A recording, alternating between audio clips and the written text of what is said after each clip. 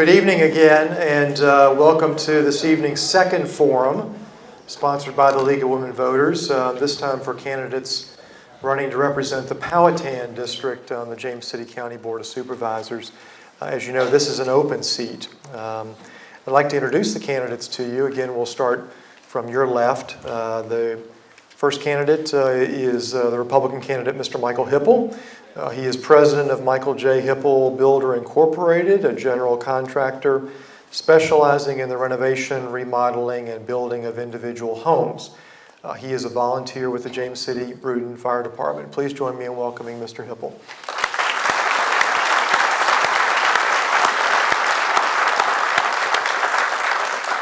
Next is the Democratic candidate, Mr. Robert Mandela. He is a retired senior VP with Bank of America and recently worked as an independent consultant with companies needing assistance with employee volunteer programs.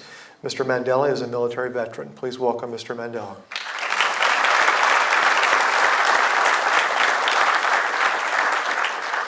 And if we can just go through the pleasantries again, a reminder of the format. And several folks did come up afterwards and say they had a little trouble hearing, so we've turned the mic up, and I promised to speak a little more clearly into the microphone too, and ask the candidates maybe if they could speak up a little bit more too as well. So thank you very much for your suggestions. Again, with this forum, I'm going to ask 6 questions, the same to each of the candidates.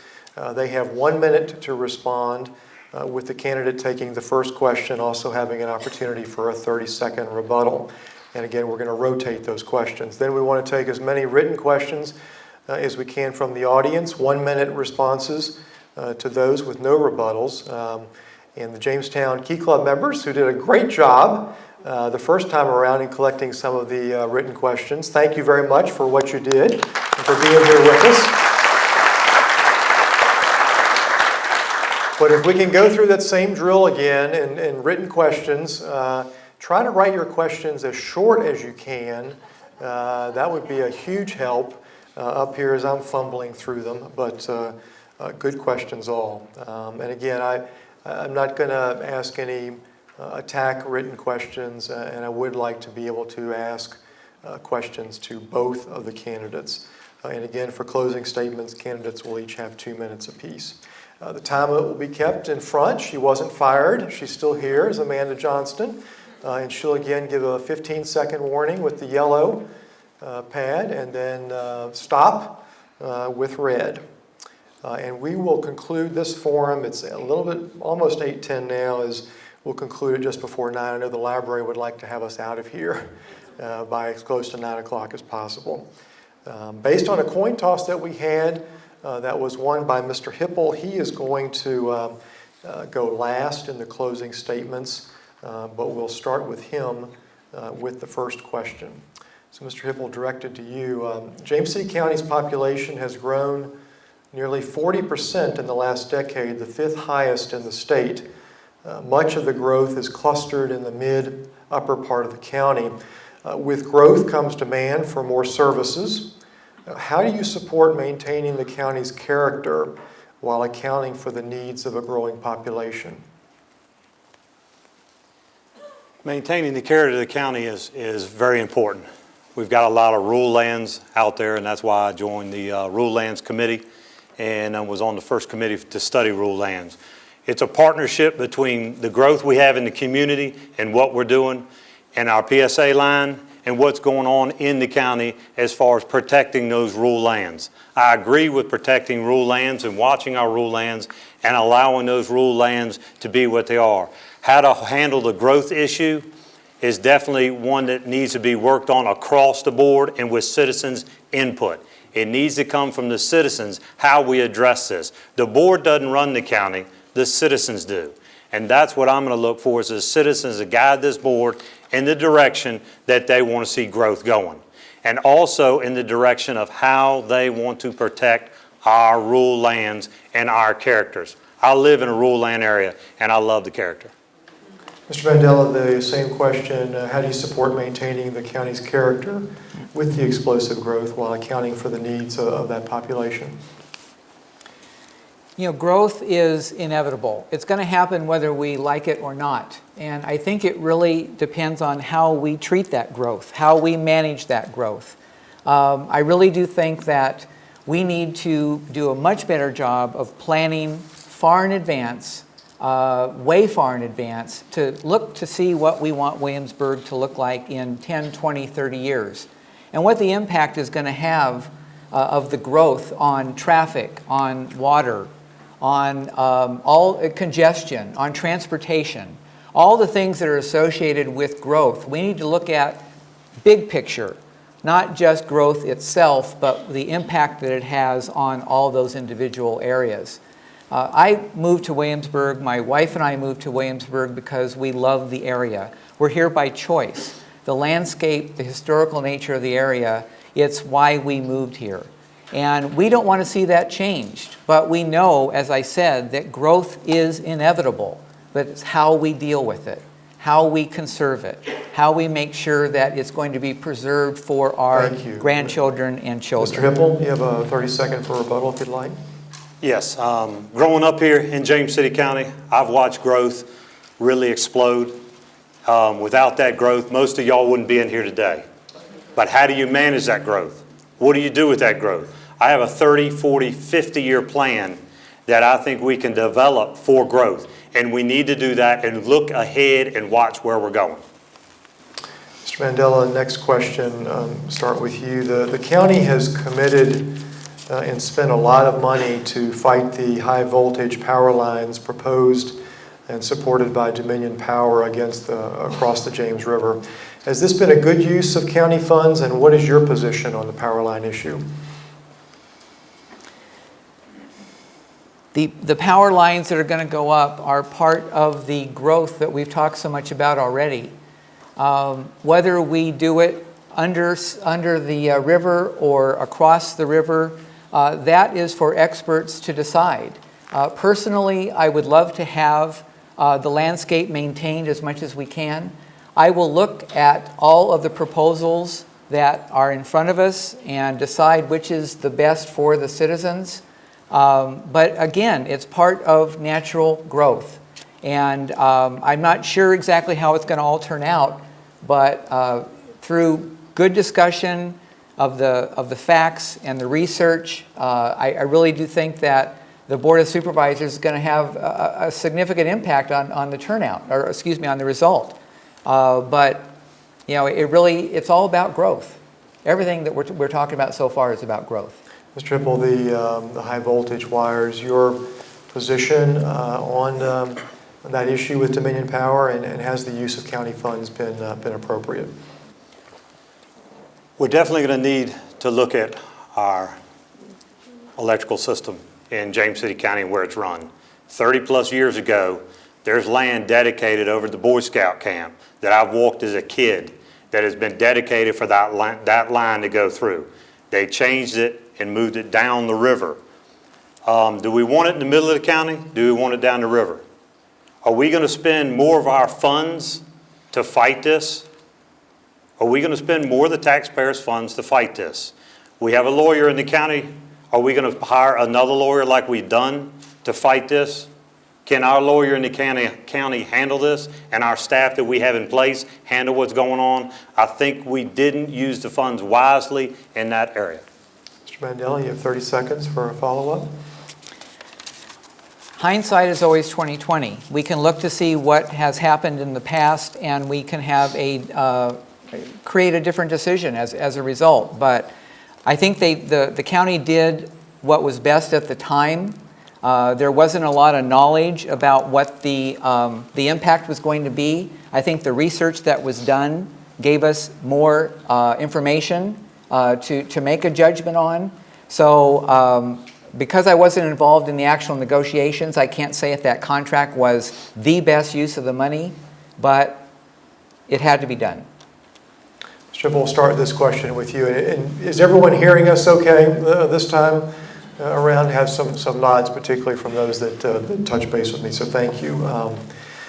Mr. Hippel, with the failure of the 2010 stormwater referendum, how do you propose to address and finance the unmet stormwater projects in the county?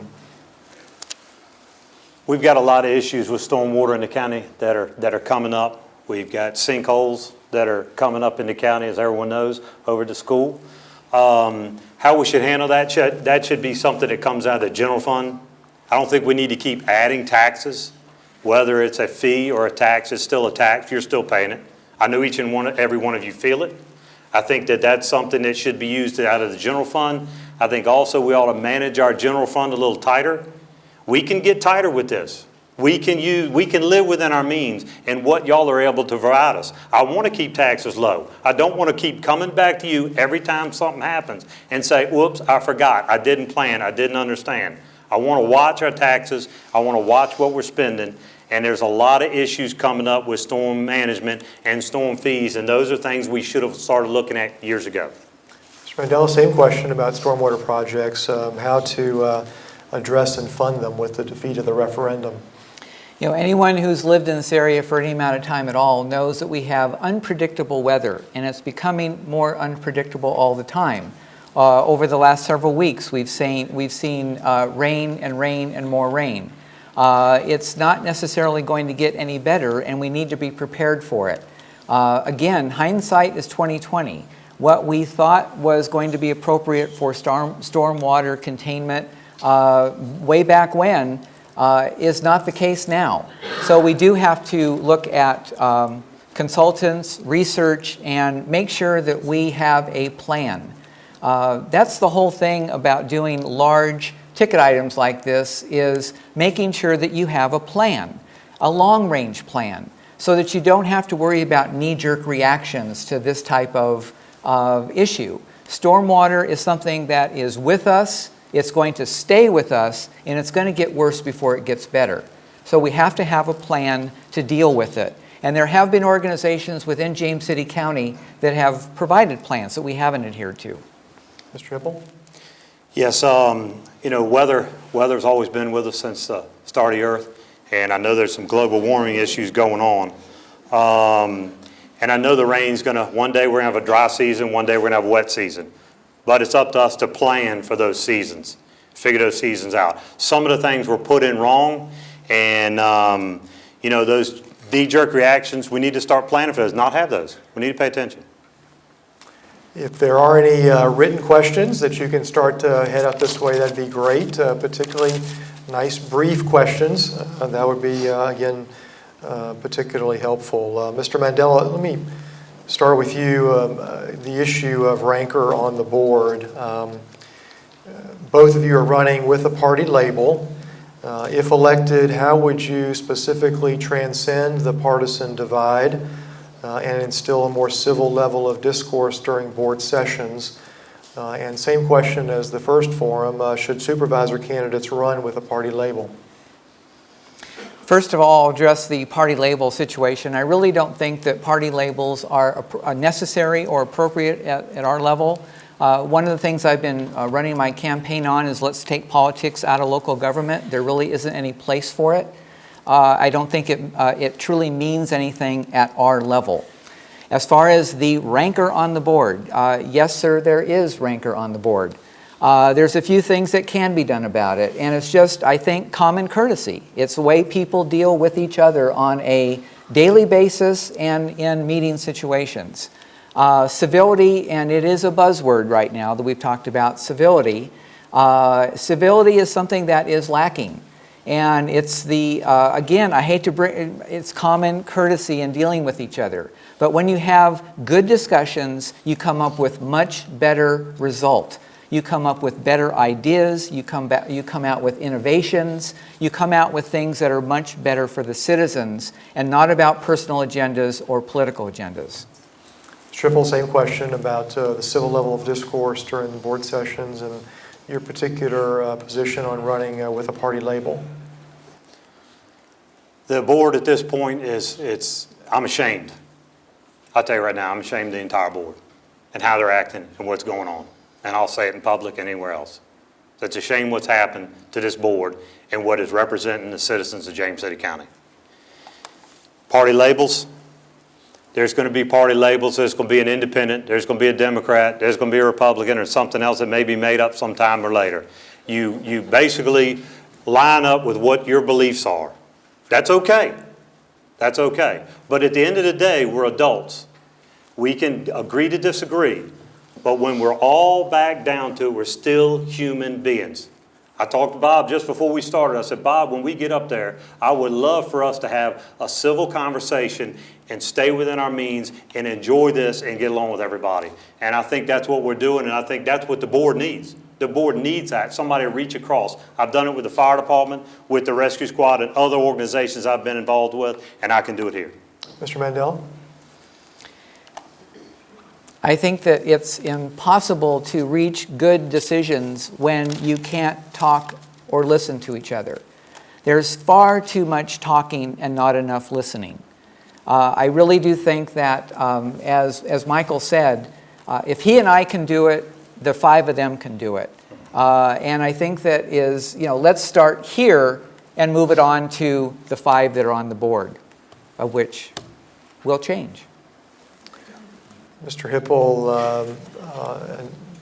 a little bit, an election question. The 2011 redistricting commission that was appointed by the board during the last redistricting process approved 2 resolutions, one supporting the end of staggered terms on the board and one expanding the board to 7 members. Your position on these 2 issues? I'll take the second question first. I don't think we need 7 members. I think 5 works well. Staggered terms is another issue. And Powhatan C, I think it was 2007 when Bush was in office was the last time they were able to vote in my district. And those people have told me, when are we ever going to get to vote? Well, you get to vote this time. And that is caused by redistricting. And also the staggered terms, if we put everybody on the same term, we're not going to lose anything. It's not going to vote everyone out. If we put them on staggered terms, we're not going to vote everybody out. But it'd be nice to get it back to where we can get some of the people in our county that have had a chance or hadn't had a chance to vote in Powhatan C, at least on November 5th. They'll be able to vote, and that will help those citizens, and I'm representing them. Mr. Mandela, your position on expanding? Well, on staggered terms, I have to disagree with my opponent. I think staggered terms are important because you need to retain some institutional knowledge. Otherwise, you end up with having to start all over again on every project. I think that's a disservice to the citizens of the county. And I really do think that they deserve more than that, than to have to start all over again with a brand new board. I can't emphasize that enough. Staggered terms is extremely important. As far as, I'm sorry, the first part of the question again? Expanding the board to 7 members. I'm sorry? Expanding the board to 7 members. Oh, sorry. 7 members. We don't need 7 members to disagree. 5 members disagree now.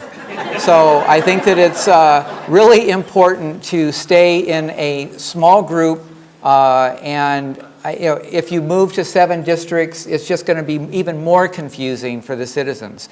Believe me, they're confused now. Mr. Hippel, anything to add to that? Yes, with the staggered terms, if we don't do the staggered terms and we go to the entire board, it is a very rare occasion that you're going to vote 5 people out at one time. Sometimes you don't even vote 1 out at one time. So, I think there's room for improvement on this. Mr. Mandela, last question from the moderator, and then we'll go to some of the written questions. Same question asked in the first forum. There are clear differences between the 2 of you. What do you think is the principal difference between you and your opponent, and why are you better qualified to serve the citizens in Powhatan? Well, I've had almost 40 years experience with a major corporation, a major bank, Bank of America. I was able to work in consumer banking, commercial banking, marketing, HR, corporate philanthropy. I think I know how important it is to how to run a business in terms of an individual business within the company. I managed anywhere from 10 to 900 people. I know how to make tough decisions, and I'm retired now. I don't have a business, and I have the time to dedicate to the Board of Supervisors. And I think that I can bring the skills that I learned through the 40 years with Bank of America, and also the time I spent in the Army, spent time as a volunteer. I really do think that all of those experiences have lended themselves very well to experiences that I'll have on the board. Ms. Triple, why are you better qualified to serve on the board? Well, I bring a hometown thought and look at things. I also know what the citizens want. I've been out there, I've lived here, I know what you want. I got a small business. I know what it takes to be able to operate in a small business amount of money. I don't have a corporate business above me. Also have children in the area, so I know what it takes for the schools and how to work with the schools. Also working with the volunteer fire department, over 55 members, and if you think 55 firefighters can get along and you're running the meeting, it's not going to happen. So you've got to be able to control those environments. I thank you for your service in the Army. My dad and my brother both served, and I do appreciate that. That is an honorable thing. But you know, I think that growing up here and living here in the community, I can represent the citizens. I know it, I've been there, and I've done it. Mr. Mandela? Having lived in this area for a little over 5 years, I'm here because I chose to live here. My wife and I chose this area because we love the environment, we love the landscape, we love all the things that the people that were born here have enjoyed as well. We're here for the same reason. Helping the citizens of James City County understand what's going on in their government, having good conversations with them.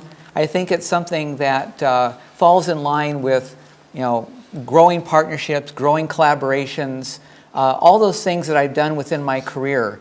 I've worked with, sorry. Ms. Triple, so that red sign. Sorry. You both did great, actually, keeping to those time limits, so thank you very much. We've got several written questions. Again, these are 1-minute responses, no rebuttals. Ms. Triple, starting with you. Same question again as asked in the first forum on your position on the transportation package that was approved by the Governor and General Assembly, and what do you think is the main #1 transportation priority for you in the county? We've got several bottlenecks in the county that are coming up, and if you're out on 60 on Saturdays, you see them, y'all drive through them, you know where they're at. There's not just in one area of the county, but there's several. What have we planned for up to this point? Have we? Have we not? What are we going to do about it? How are we going to get around the county? Those are the items I want to look at. As far as Interstate 64, I think we need to be able to open up 64 and get traffic through here. It's bottling up all the way into Lightfoot now. That was unheard of. And it's causing everybody issues. It's going to cause us in our community not to be able to grow and not to be able to bring business here. Niche businesses of what James City County is known for. Niche businesses that fit our community and what we are. Mr. Mandela? Transportation has obviously become a huge issue with all the growth that we've experienced.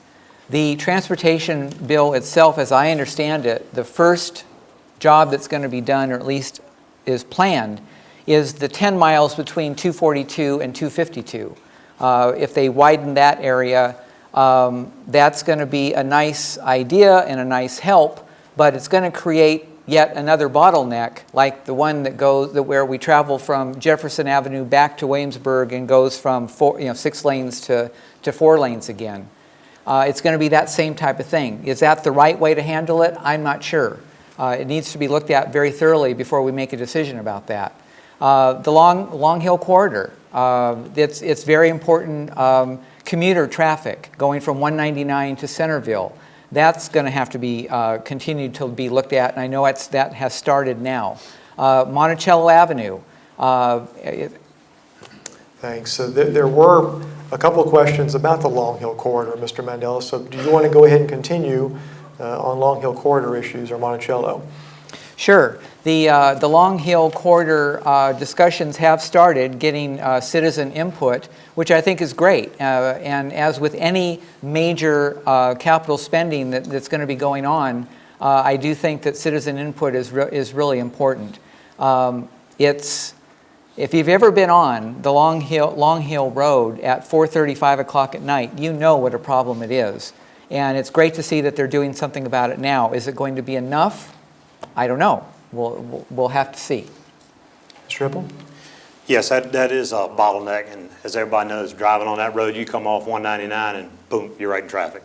And it's once again where you've taken a road and you narrowed it down. They used the funds that they could use to that point, but we could have gone further, and we needed to have gone further, and we didn't. So what do we do about it now? We need to address that, and once again, I'm up here if you elect me because you elect me. I'm here to represent you, and I want to know your input and what's going on. Not just there, but we have other bottlenecks in this community that we need to address as well. The citizens lead the board. The board doesn't lead the citizens. I need input. I need y'all to come to the board meetings. I need you to be involved in the board meetings, and that's how we're going to get what y'all want done in the board meetings. Mr. Ripple, we'll start with you. Question about the middle school, of the possibility of a fourth middle school in the county. Your position on that particular issue. Well, having children and having 7 go through James City County Schools, and it's a great school system, I'm telling you one thing. And love the teachers. We've got a great staff there. I think we need to work closer with the school board. I think the Board of Supervisors and the school board need to come together a little bit more and find out what's going on. I was told by a couple of the school board members, we don't have anybody that even knows how to read a set of plans, and we're sitting there going to spend tens of millions of dollars on a set of plans or a building to put out there. We can't even read the plans? Are you kidding me? We need to look at this. Do we need a school? I want to know where the numbers come from and if they're right. There's the numbers out there now that say we can rearrange the schools and get the same thing. Do we take some of the land or the buildings that we have out there now and repurpose them for the time being till we can figure this out? But we need a 20, 30, 40, 50-year game plan, and I've got that. Mr. Mandel? You know, the case in point is James Blair. Let's get right down to it. James Blair was built in 1950 or so for 650 students. The estimate now is that we need a middle school for 900 students. It's going to be very difficult for James Blair to be retrofitted so that it fits 900 students. They've got cement walls. It's very difficult to change the size of the schoolrooms. $37.9 million or so for the retrofit, $40 million or so for the new school. Which is the best to do? That remains to be seen. We need to research it more, and we need to do the right thing. The most important thing is to get the improvement as close to the student as possible. And whether we need to spend $8.7 million on an administration building, I'm not so sure about that. I think we can put cubicles in some of the retail space that has been left by closing businesses. Mr. Mandel, I'll start with you. In the past year, the board voted to purchase the development rights of Carlton Farms and to place a permanent conservation easement on Mainland Farm. If you had been on the board, how would you have voted and why? Well, I think those kinds of decisions are agreed to by the owner of the property and the board. It is not something that we force on the owner. So in this case, I think it was a good thing. And there are many instances where there is a good agreement and partnership between the landowner and the board or the county. The county is 144 square miles. In terms of the amount of property that the county owns, we're talking about 9,400 acres. They have 600 acres that they have development rights on. So we're not talking about a huge amount of property. Where it needs to be done, I think it's the right thing to do. And I think that it's a good thing for the owners to not have to give up their land. They can farm on it, continue to work it as they do, but earn some money on it as well. So I think it's a good thing. Mr. Hippel, the Carlton Farms development rights purchase and the Mainland Farms conservation easement, how would you have voted? I support PDR, especially for specialty pieces of land that we can utilize and use. I think that was a good protection down in that area, but there's been other ones that have gone on that you're not going to build in those areas. Trust me. I'm a home builder. I see the developers and what they do, and I see what they can and can't do. And I've talked to them, I've heard what they can and can't do. You're not going to take a piece of land that's 600 acres, 400 acres, 200 acres, that's mostly covered in swamp and build on it. We're not Louisiana. It isn't going to happen. There's state mandates, there's federal mandates that will not allow that to happen. So are we going to purchase development rights on swamp land that they couldn't do anything with either? I want to look at how we develop these areas and what we can do to bring it together to go, this is the land that can be used, we don't mind putting money to it. But that land over that it can't be used, let's talk about that. I don't want to pay premium price. I'm not going to spend your money that way. I'm not going to do it. Mr. Hippel, interesting question here. What would you say to our superintendent of schools in regards to his proposal for a new administration building? I would have to sit down and talk to him, and I'd ask a couple questions. Why? What are we doing? We've got county buildings right now that we can utilize. We've got retail space that we can utilize. Do we need to do something today? I don't think we need to do something today. I don't think we need to do something right now with the fourth high school or the middle school. My kids go to school. I'm in school. I know what's going on in there. My wife is in the PTA at school. She knows what's going on in there. We are connected in there. And I've talked to a lot of the school members and asked them about this. Where are we getting our numbers from? It's one thing I want to know. Part of it has been, I've been told some of those numbers from school board people that are coming out of Colonial Heritage. Well, you can't have kids in most of Colonial Heritage. So I want to know that. I want to figure out what it is and then tell y'all what we actually need. Mr. Mandela, what do you want to tell the superintendent of schools? Well, I think I'd have to have a conversation with him as well and understand where he's coming from. I'm not ready to tell somebody what I think they should be doing before I know what the reasons are why they're doing it. That's part of the discussion and the research that has to take place before we make decisions. Let's not make a knee-jerk reaction based on folklore. Let's make decisions on facts that we hear from the people involved. And then if it means that there has to be a new building or not new building or move school or not move the school, then that's something else again. But sitting down, having that conversation person to person and doing the work, doing the homework, then we make a decision. Just to follow up on a school question, same again as the first forum, would you support giving the school system a waiver to start school before Labor Day? Well, being in school... That's Mr. Mandela, I'm sorry. Oh, I'm sorry. Go ahead, that's yours. I was going to take your answer too. Starting school before Labor Day. I think traditionally the whole Labor Day thing has dictated what we do with the school calendar. But what's wrong with flipping what we've done?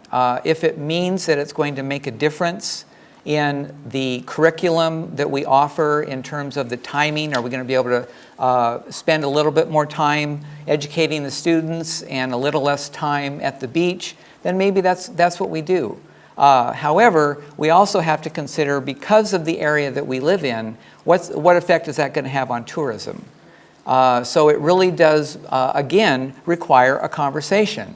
What happens if we do this? What happens if we do that? It's not a knee-jerk reaction. It's not an either-or. It's maybe let's determine what is the best of the two and come up with a new plan. It doesn't have to be one or the other. It's a piece of this, it's a piece of that, and come up with a new plan. It's called innovation.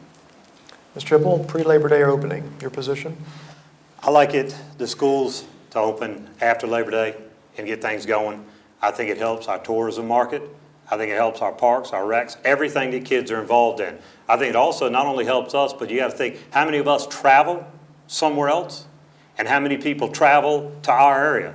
If we stop that, when I was in school, we did that. It was miserable. Not as a student, but as able to stop your time before the summer vacation was up and start school. Usually we started school for a couple of days, and then we were off for the holiday, and we started back. We changed that. It does help our economy. We've got to look at what it does to our economy with people coming in. We can't keep looking at things and going, you know what, we need to stop this and end up costing us more tax-paying money. Mr. Hippel, should board members be required to disclose meetings with developers, citizen groups, and other special interests? I like to have the government open so y'all know what's going on. Y'all voted us in. Y'all deserve to know what's going on. Also want to see the board members or the board sessions taped. Now, if it's a special closed-door session, I agree. That tape sits on the shelf unless there's anything in there that says, nope, this happened or that happened. Go back and look at it. It's not hearsay. None of us in this room can remember some of the things we said yesterday. So that tape is just there to protect everyone in the boardroom. It's okay to tape it. I don't have anything to hide. I put it out there that I think those need to be taped. They need to be out there for the citizens. The ones that need to be protected, we have to keep on the shelf. But if any questions come up, we can review them. Mr. Mandela? Anytime that you have a discussion that is going to be part of the possible future for the county, of course you need to let the other board members know. Anytime that you're going to have a discussion with a potential developer, that is going to obviously be something that the other board members will be interested in. So I think it's common courtesy, let alone appropriate transparency, to make sure that everyone knows who is having discussions with who. Now, as Mike said, when you come down to personnel discussions within board meetings themselves, that's a whole nother issue. I think that we've seen, unfortunately, what that can do when you do not have a closed session when you're talking about personnel issues. So, yes, I do think that those individual meetings should be disclosed because it's being disclosed for a very distinct purpose, and that is for transparency. Mr. Mandela, Mr. Hippel touched on this. Your position on taking minutes during closed session meetings of the board. Well, as one of those individuals who probably fits into forgetting what was said a few minutes ago, and many of us in this room probably fit that description, I do think that it's important to keep minutes at every meeting. When we have to go back and do fact-checking, it's very, very important to make sure that we know what was said and who said it so that we can go back and verify. And so there's no question. Rather than arguing back and forth, yes, I said, no, I didn't, yes, she said or he said, it doesn't make any sense to do that. So minutes, recording, it's appropriate. During closed sessions? I'm sorry? During closed sessions? Yes, during closed sessions. Mr. Hippel? Yes, I agree. We should tape the closed sessions and we should know what's going on there. You never know what's going to come up, what items are going to come up. Now there's a protection and a privacy area that you need to keep, that only the board will know and goes on, because there's issues that are discussed in there that aren't out for the general public to know. And there's reasons for that. But that tape just makes it clear that I said this, you said that, and sometimes as you go along 6 months later, you may forget what you said. That's okay. Pop the tape in, let's see. We'll just go that way and we'll see what happened. I think it's smart for the board. I think it's a protection for the board. Nobody can come up and say, well, Michael, you said something, so I put tape in. Let's see. Yeah, I did say that. Is there going to be a tape to put in? Might be. Yeah. But I definitely think that we need to record the board meetings. Right, we'll, just another one of the light moments, Mr. Hippel. What's the last book that you read, and why did you particularly choose that book? Okay, that book was basically chose for me, and it was chose last night by my 3 little ones. and we got to read Jack and the Beanstalk. And it was a cool book. I mean, we really enjoyed it. They all sit around the bed with me, and we had a good time. And you know, I came home after a late night and trying to work the polls and get out there and meet and greet and do everything I need to do and stuff envelopes and put thank you letters and everything else that needs to go in this campaign. And they were still up. I said, Dad, would you read us a story? So we read Jack and the Beanstalk, and there's 5 beans where they threw out the window.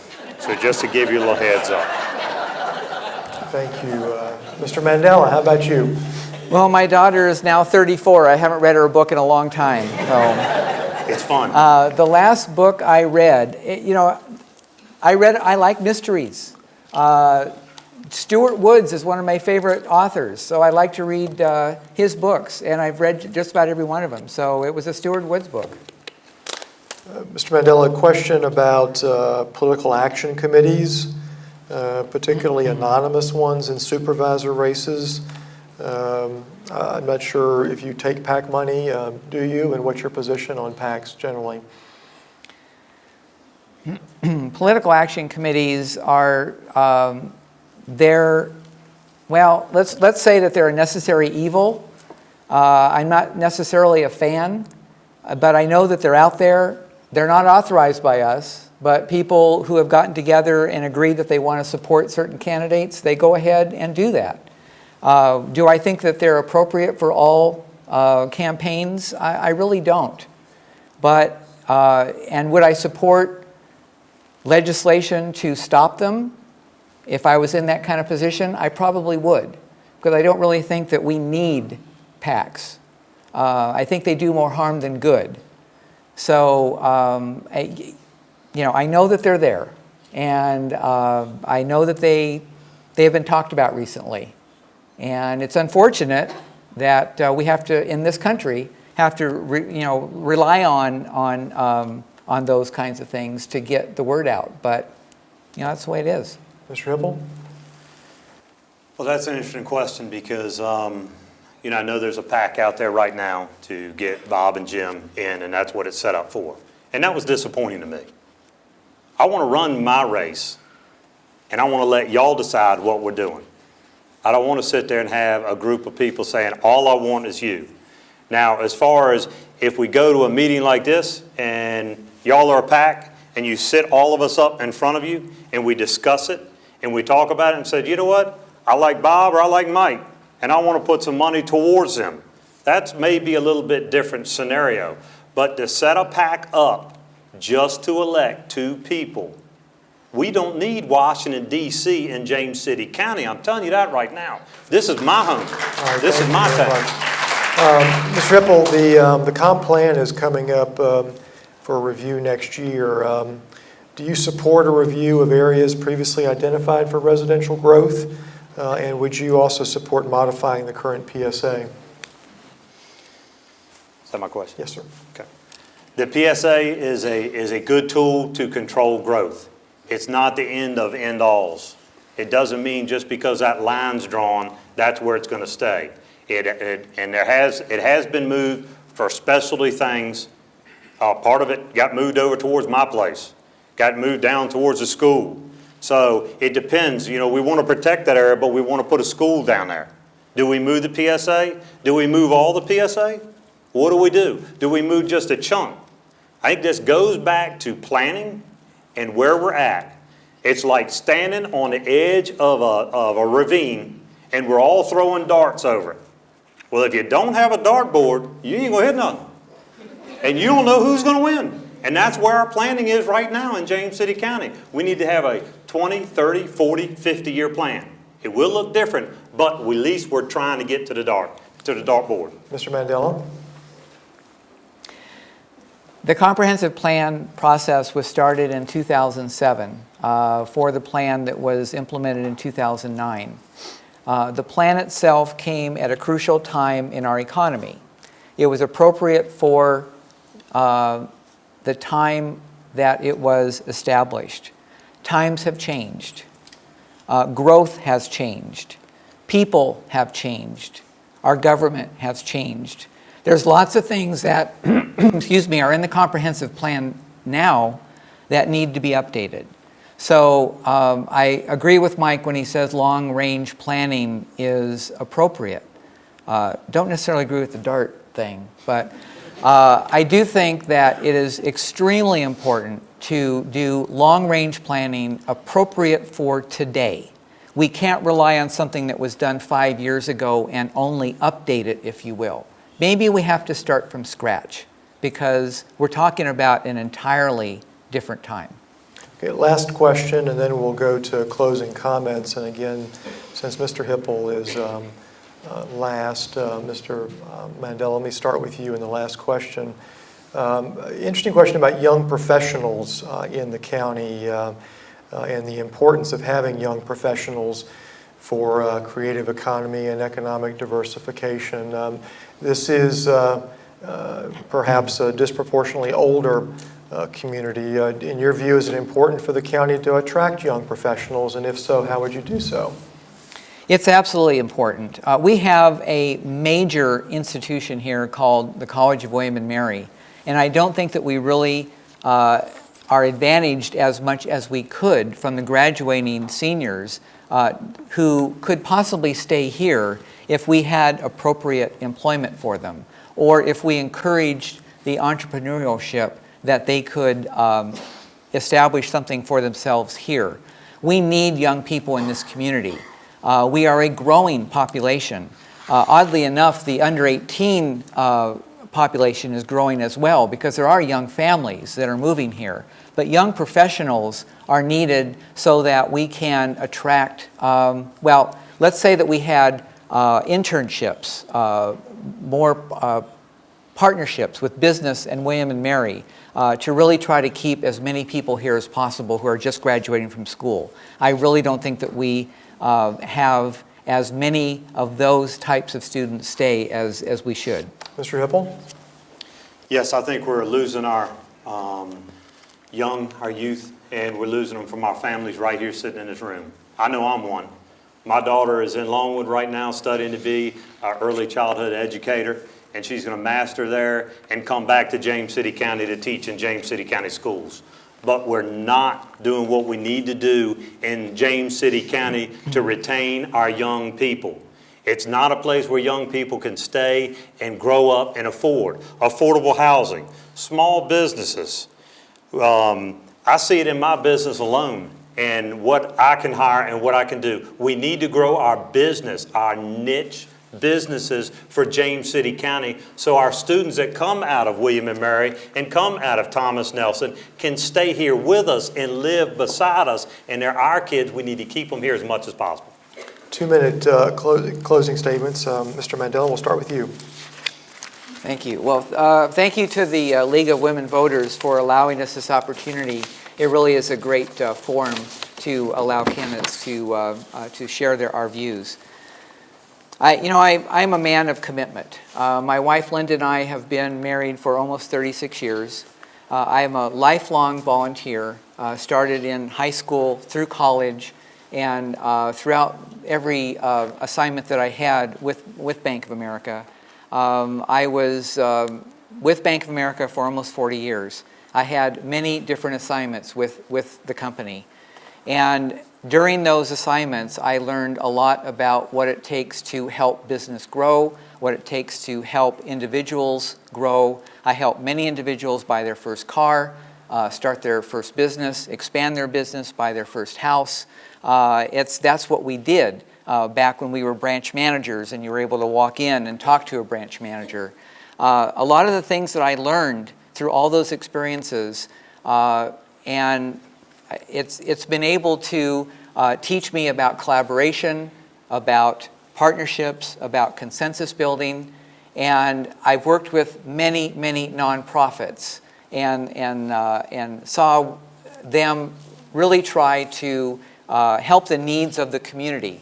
I'm on the United Way board here, and it's important for not only the United Way board but other nonprofits to become a special part of the community to solve community needs. My campaign is completely grassroots.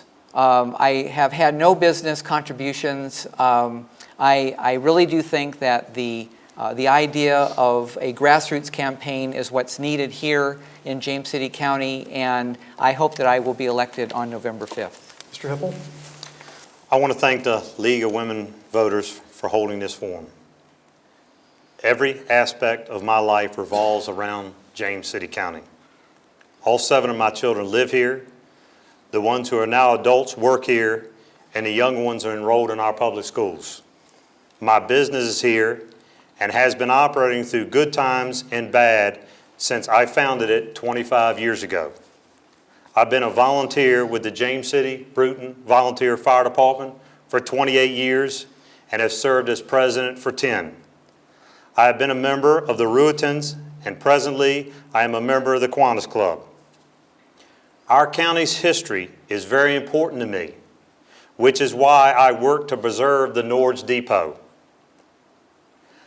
Also, very important to me is our county's natural beauty, which is why I served on the Rural Lands Committee.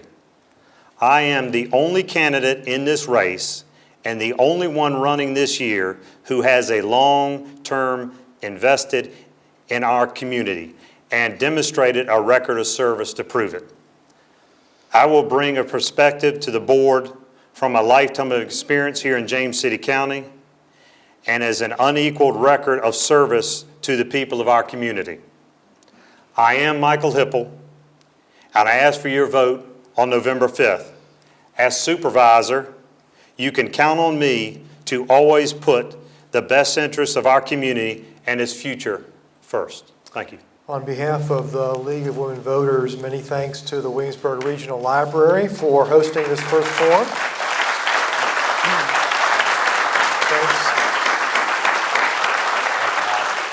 Thanks to the audience for attending. Don't forget to vote on November 5th, and have a good evening.